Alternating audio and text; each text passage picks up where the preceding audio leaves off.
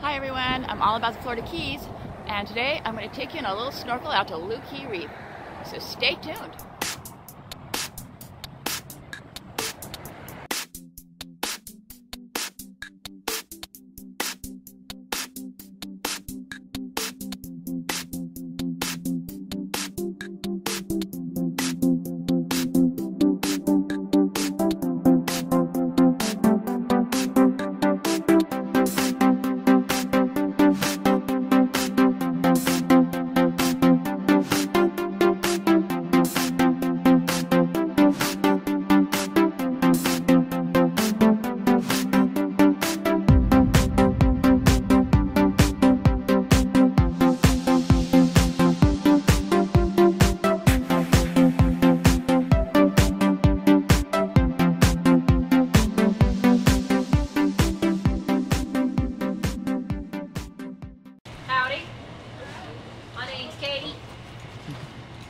I'll be your captain today.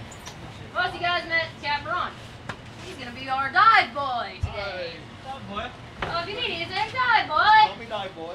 And we got Jake from Snake Farm going along doing some scuba stuff with the Junior Scientist of America Diving to Life Kids. Yeah! So, that's all. That's more titles in. Cool stuff for you guys. We have dry storage in either hatch here.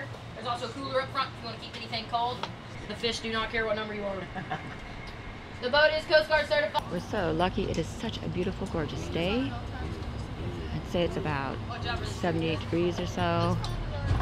Slight breeze, bright sun.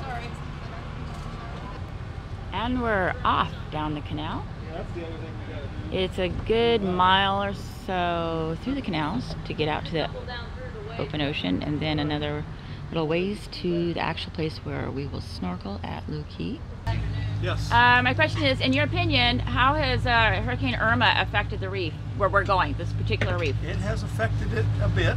We got a lot of sediment that just covered the whole reef, and then so that sediment, not all of it washed off. So therefore the corals that were under that sediment aren't getting any sunlight, so they're dying. And then we also had, they're saying 20 to 30 foot waves out there, and when it's crashing in that 2-foot area, it broke up a lot of the corals. So a lot of stuff got broken. You'll see things laying on the bottom, but there's still life. We lost a lot of our oranges and our reds though. There's purple sea fans down there. And you've got your brain corals, your staghorns. I mean, there's a lot of different corals. A lot of them are still alive, but we definitely noticed a significant impact from our. So everybody, we are going to Looe Key Reef. Looe Key Reef is a protected area as a part of the Florida Keys National Marine Sanctuary. By being protected, that means the only thing you're allowed to touch out here is sand and water. We call this, because it's Looe Key, we call it Looe Key, but no touchy-touchy. Corals and whatnot, 3/8 of a mile long. It's called a spur and groove reef. It's laid out like the back of my hand from the knuckles down.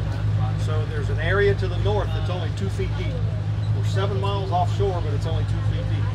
And that's why they had so many shipwrecks out here back in the old days, because they didn't know it was that shallow and they're way offshore, they figure it's deep, and then they run around. The coral heads are 10 to 15 feet high, so it's pretty cool. When you know, from the boat, you don't realize it. You put your face in, you go, oh, wow, that sand's down there a ways. It's about 28 feet in the deepest area to the sand. The shallowest area, like I told you, is 2 feet, so it goes from 2 feet to 28 feet, all where the reef is. You can't really get lost out here as long as you look at coral, because to the south, you run out of coral and it turns into nothing but sand, and you're not going to see much. Because the fish hang around the corals, so you get out in the sand, you're not going to see much. And we don't want you to get in that 2-foot area, because remember, you're not going to touch anything. And if you're in 2 feet of water and you just accidentally let your fins come down some, they're going to touch something. If you touch it, you probably killed it. And we don't want to do that. So we want you to stay in water that's deeper than you are tall. The shallower you get, the clearer the water is going to be, because the particulates are less in the shallower water. So it's cool to go to the shallows, but you just don't want to go all the way up into the shallows. Okay? We're going to do 2 1-hour spots. Okay, so Katie will pull up. We got mooring balls out here, 32 mooring balls. We're not allowed to put an anchor down, because an anchor will hurt the bottom, will hurt the coral, and kill it. So we pull up the mooring ball, we'll tie up. Katie will give us a time to be back. You guys' timing device will be this red and white flag. So if you want to make sure you're protected and nobody's going to run into you, stay within 300 feet of the boat. If you want to swim farther away than that, you're perfectly welcome to do that. Just remember that you're not protected by that flag. Boats have to be at idle speed only within 300 feet of that flag. Now, it's a nice enough day that there'll probably be plenty of other boats out, so you can swim wherever you want to be, because as long as you're close to a boat with a flag up, you're protected. It doesn't have to be our boat. If you see a dark blue or a red boat that looks like ours, it's not ours. Look for this mesh netting. One's full of 12-year-old Boy Scouts. Yeah, the blue one's full of Boy Scouts, so you don't want to get on that. The joke Katie tells us, this is the only one that's going to take you back to your car. If you get on one of the other ones, you're not going to be back at your car. And the only one that has beer on it. You're going to be very buoyant in salt water, much more buoyant than you are in a swimming pool anyway. So just lay on the surface, look at all the cool stuff down there, use your fins to kick yourself just nice and slow and easy. Don't be in a big hurry. Out here, this morning we saw Goliath Groupers, we saw sharks, we saw barracudas, we saw all the different tropical fish you can imagine. We saw a turtle and we saw some dolphins. So hopefully we can see all that stuff today. We also looked for spotted eagle rays because we have a family of spotted eagle rays that live out here. So they're sort of really cool to see, especially if they breach the water and jump. That's one of the coolest things you'll see in the world. All the fish out here, believe it or not, are used to people because they're out here swimming with them every day. And I don't know how they learn, but the fish tend to learn that they're protected out here somehow, because it's really weird. When grouper season starts and we're allowed to catch them, they're all on the reef because they know they can't be caught there.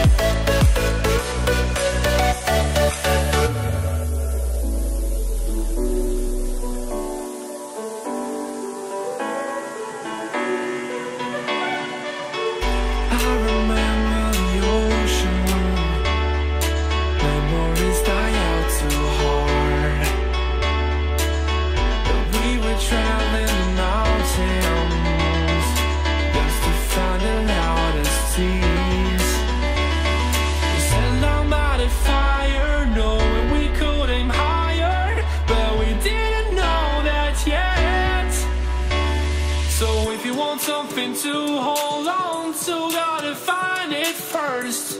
But here I am, 'cause I've been laying under palm trees, waiting for the summer, knowing there's nowhere to go. 'Cause I am happy on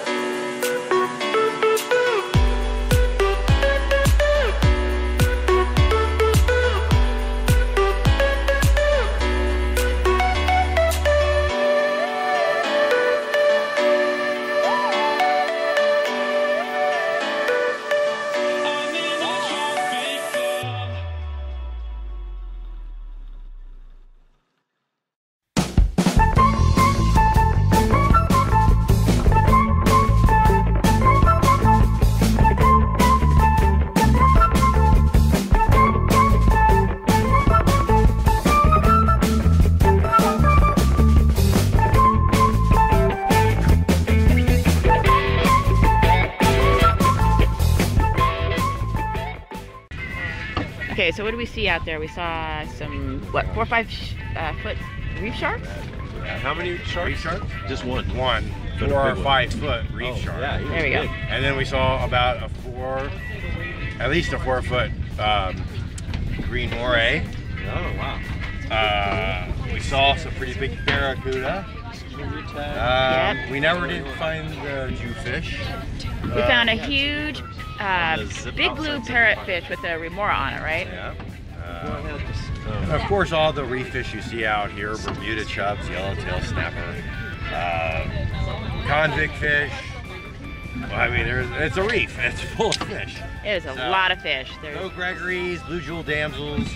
what are the ones with the gray face, yellow around the eyes, white around the mouth? Little barbells? Yeah, maybe. they're They're about goat that fish. big. They're pretty. Maybe they're not. I like those. All gray, yellow around the eyes, white around the mouth, a little bit. Probably a parrotfish.